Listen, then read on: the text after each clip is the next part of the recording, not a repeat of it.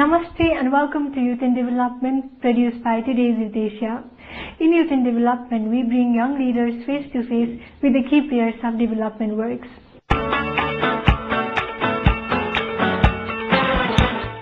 I'm Ashmita, and in today's episode, we are featuring the second part of the interactive panel discussion between the youth participants, members of the Parliament, and policymakers on adolescent sexual, reproductive, and health needs and its policy implications. The interaction is a part of regional consultation with the parliamentarians and policymakers on family planning and reproductive health needs in South Asia. It was organized by ICOMP in collaboration with SAARC Secretariat, Kathmandu, and Population Association of Nepal. It was supported by Devil Lushal Pakyat Foundation USA and AFPP Bangkok. We talk so much about gender equality, and still we are not promoting female condoms. My concern is this one. And another is like, is it just enough we include the chapter family planning and reproductive health in our courses? Doesn't matter in the schools or college or university, when the teachers themselves are not trained. As I repeat, well trained. And what if for those who are not going to schools and who still are young and still, they are working in the field?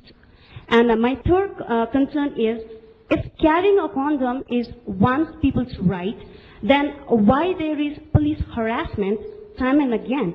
Especially the battle between the health ministry and the Home Affairs. The health ministry says, carry a condom, have a safe sex, but whenever you carry a condom, you go to the field. Especially, I work for the female sex workers, and these concerns are based on the fact that young female sex workers, when they carry a condom and they go to the field, they are being harassed time and again from the police department. So the battle is still there. Let's see who has the answer to the first issue that you raised, which is absolutely female condoms. Why in the countries aren't we promoting female contraception, particularly female contraception? I think it's not very friendly. User-friendly. It's because of that. The sole reason. User-friendly. Maybe it's not available in the market, so we are saying it's not user-friendly. But I work with the female sex workers, and they demand a female condom. They say, we are very, every time the male deny the female a male condom. So what if we get, and they don't have the upper hand every time in the business. So maybe because we don't have it till date. And also I would like to add in that it's expensive, it's not available, and also unfortunately women do not even have a right to negotiate with the condoms which are easily available.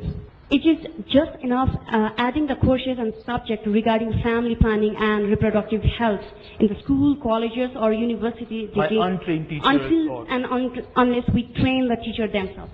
I think regarding this curriculum right now, Nepal is on a transition because, there is a discourse going on to integrate this sexual reproductive health curriculum into pure science. And what my observation is, this sexual reproductive health, which is actually not working well, even within this separate health and population subject, cannot work well with this pure science, because science is science. It's a fact. For instance, science can explain that condom can prevent HIV, for instance, but it will not explain how to use condom. It will not explain why you are not able to access to the condom, which is easily available. Okay. Also, for instance, if we integrate it in science, it can only answer what. But right now, the problem with this sexual reproductive health is why. I think we really need to focus on the answers of why. For instance, we know that if you share the syringe, the contaminated needles, then you get infected with HIV. But does that science explain the whole chain of reaction that making a person to inject instead of having a oral drugs? Or does this science explain why the women are forced into the sex work? Because I say it's forced because the society has, the structure of society has forced them into the sex work.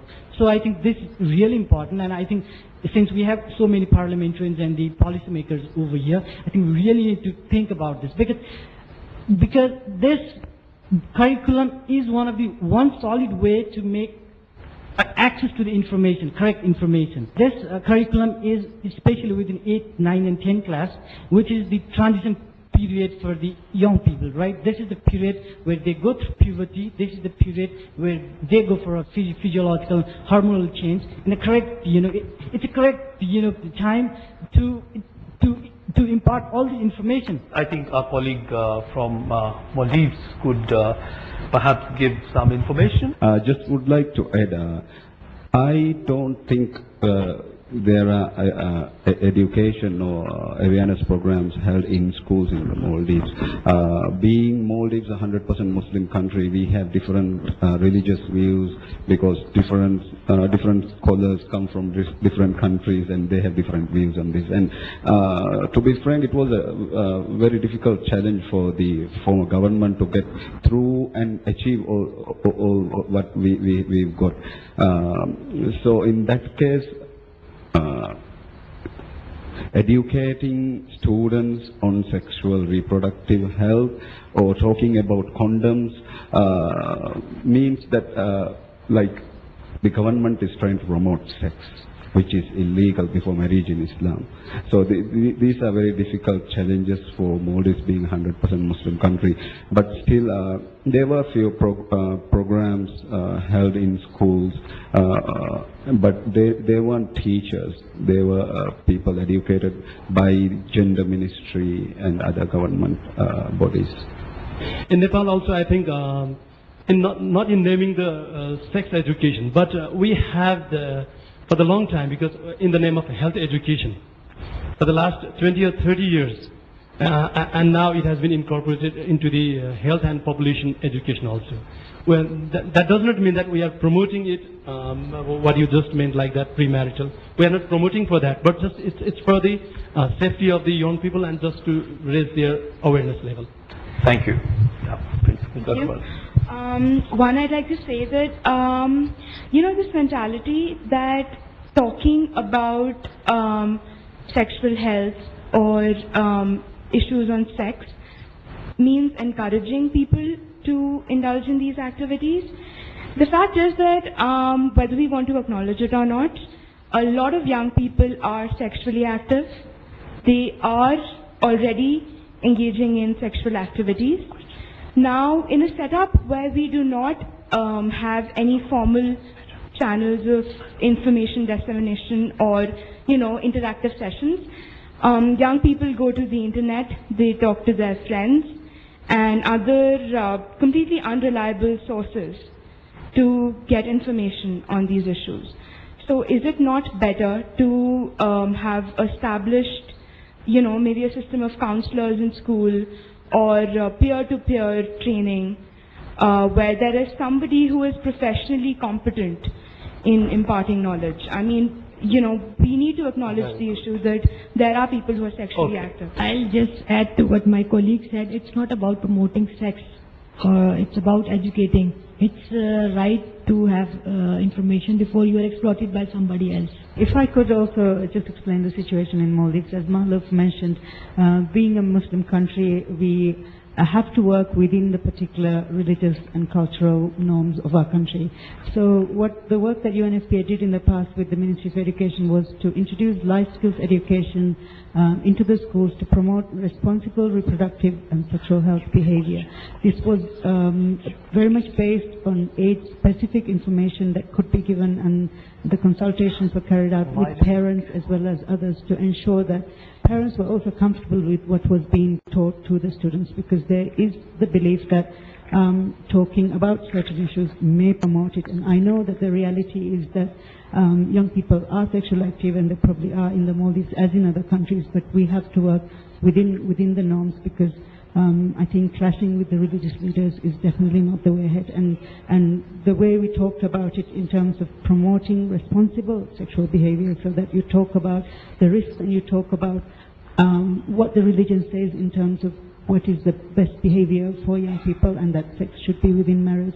But at the same time, you're explaining the risks of HIV, STI, unsafe abortions, unwanted pregnancies. So I think we made some good steps in the past in the Maldives. Maybe I think we will request our honorable member from Afghanistan, Ms. Gulai Nur Safi. Could you just share some of the concerns of young people from Afghanistan? Afghanistan also a country where a lot of people, they are young. And unfortunately, until now we have any special policy for the young people, for the youth. But just in the different ministry, we have some policy. For example, in the Ministry of Health, they have some target for the young people. But about the sexual education in the school or in the society, it is like taboo. I know it must be because every young person, every person has right to know about the thing that they want. But in our country, it is a very traditional country, a man-dominated country. About nobody can talk about it.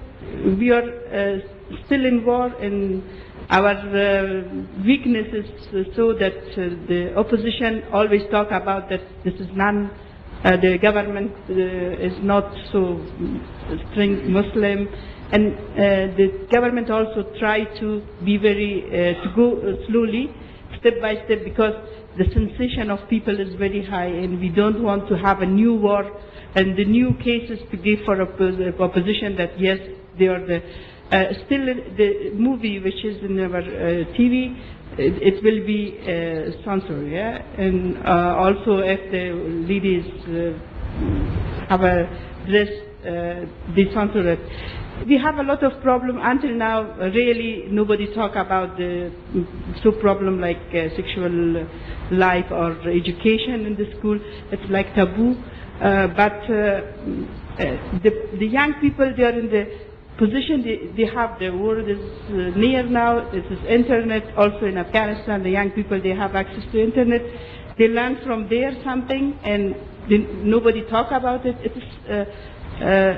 Sometimes it is wrong education for the other one, because they explain about something and the young person, it's for him like a dream or something else. He cannot realize it. Of course, for the parliamentarian, for policymaker, it is the time to work up on it and to bring something like health, not direct sexual life, like education for this area. It's our job, we must start, but until now, unfortunately, we have nothing.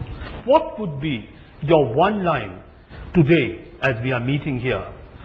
I would really like to request governments, and especially the Maldivian government, to respect the viewpoints of young people and really take their needs into account in planning their programs and addressing the needs of young men and women in the Maldives.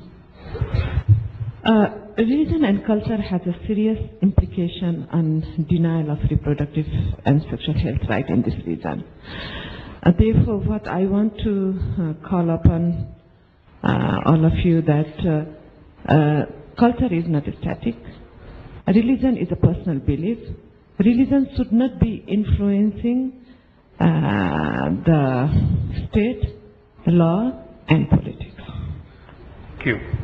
Bobby. विश्व में अगर शांति बहाल करना हो तो सबसे पहले हमें जनसंख्या को रोकना होगा, और जनसंख्या को रोकने के लिए हमें सबसे पहले ग्रास रूट में जाना होगा, और ग्रास रूट में हमें लोगों को अवेयर करना होगा, क्योंकि लोग अनअवेयर हैं और अनअवेयर के चलते जनसंख्या में बेतहाशा वृद्धि हो रही है. There has to be a strong monitoring and supervision from the government side to the field, whether these kinds of guidelines, the policies for the youth are really working or not. If it's not working, then why? There has to be some answers from the government why it's not working. And I think that there has to be we have to focus on education in terms of reproductive and family health. Wonderful, thank you. Yagul. Okay, I repeat my best statement, which is one size does not fit all. So we really need to respect the diversity of different youths, from general youth to youth in a young key affected population, and need to tailor out the intervention so as to fit each and every individuals in the group of youth. Thank you. Super. Thank you. Ms. Agarwal. I think we need to remember the story of the cat and the pigeon, where the pigeon just shuts its eyes and thinks everything is good. So we need to actually open our eyes and realize there are a lot of issues that need to be addressed, especially with relation to, reproductive health in adolescents. Thank you. Yeah. Ms. Bull. I request to all of you that give us proper information in perfect time. Thank you. Thank you. Yeah, Ms. Bharti.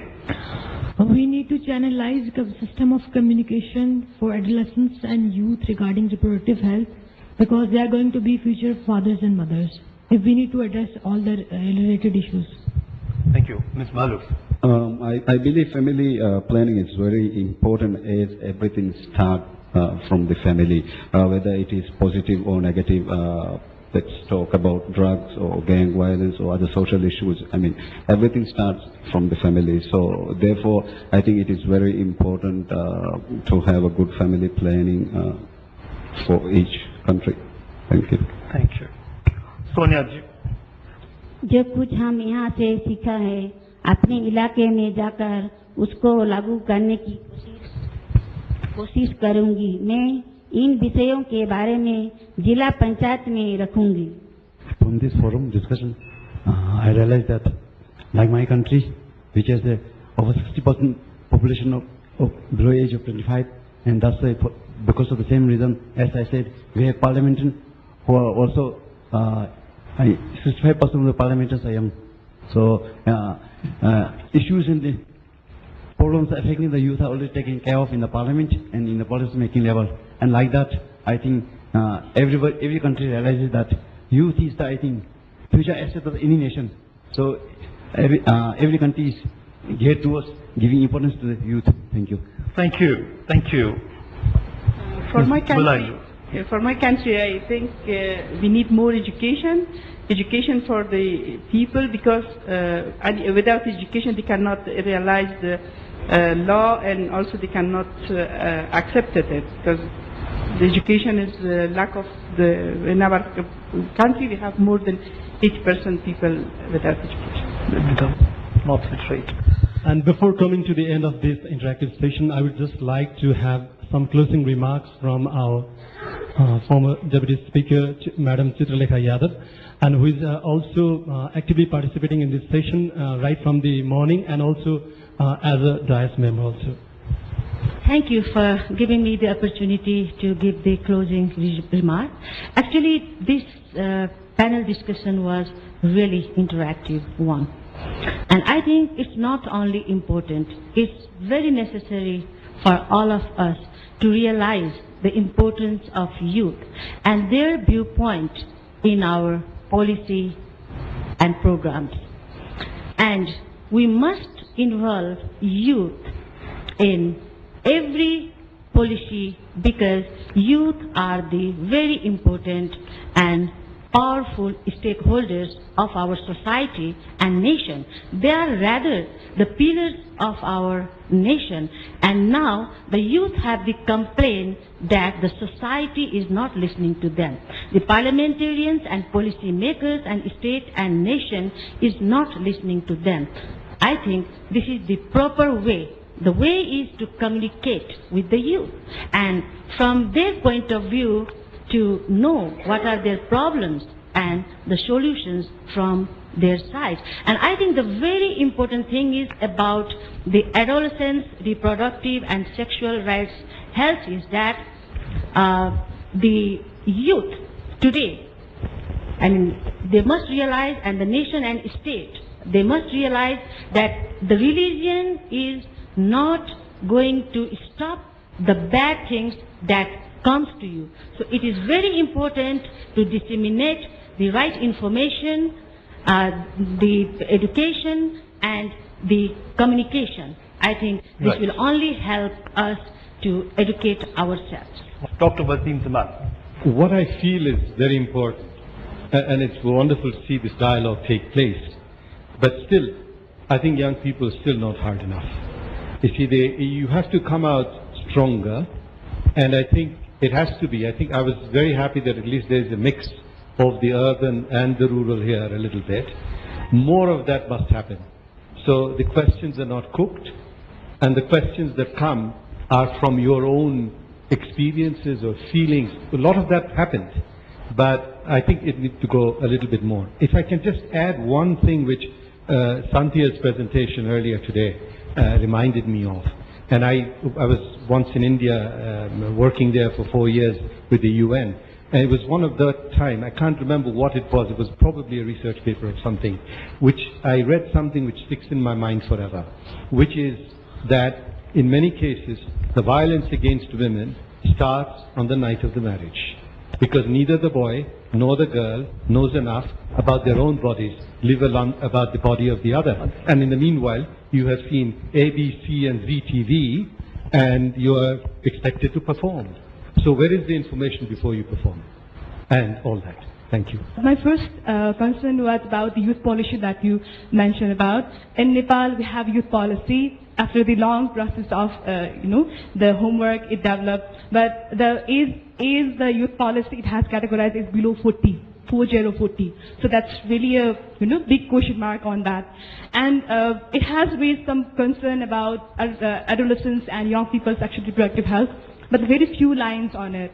And whatever we talk about youth-friendly services and youth service regarding sexual and reproductive health, it has term adolescent and youth-friendly service, but actually it's completely not youth-friendly.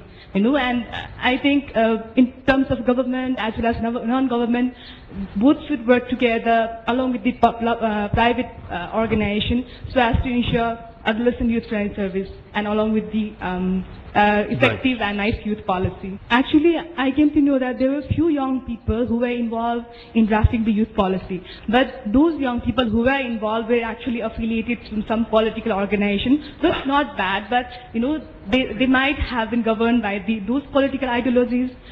Maybe not fair enough. Some countries in Southeast Asia deny contraceptive access to adolescents and unmarried youth.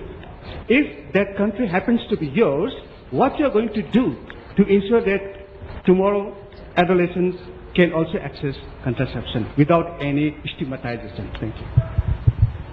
There are some countries in the region, perhaps, where the young people, the adolescents do not have legal access to contraception, or rather just the access, forget legal. So what the members of the parliament would do when they go back, perhaps he's raising a question, to ensure that the young people do have access to contraception. Just to say that indeed this is needed, but there are no quick fixes. We need to go slow. And we need to create awareness and advocate continuously, because no one can say that we are going to go back and take these steps and this is going to happen. This is not going to happen.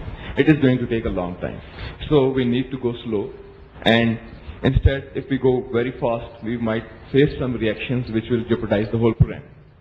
So there is the need to go very technically, politically, and slowly. Right. I think, thank you very much. But if you allow me, as a moderator, just having the line share in the last line, this exactly was the issue. I think two members raised here. I think decades after decades, there have been these consultations, and each time we say this will take a little more time, there is no quick fix. So when would that quick fix happen? I think if we still need more time, how many generations are we going to put at stake? Thank you very much for your attention. Nareshji, thank you. Thank you, Deepak, and thank you very much all the panel members and all the participants who have been actively participating in this interactive session. And actually, it is not only related to sexual reproductive health, it is very much a notion of life, and we are really enlightened. Thank you very much.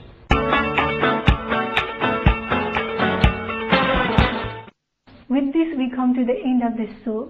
I hope the panel discussion was fruitful and enlightening. We look forward to your feedback. Our email ID is youthtya@gmail.com. Thank you for watching us. We'll be back next week at the same time. Have a nice week. Namaste.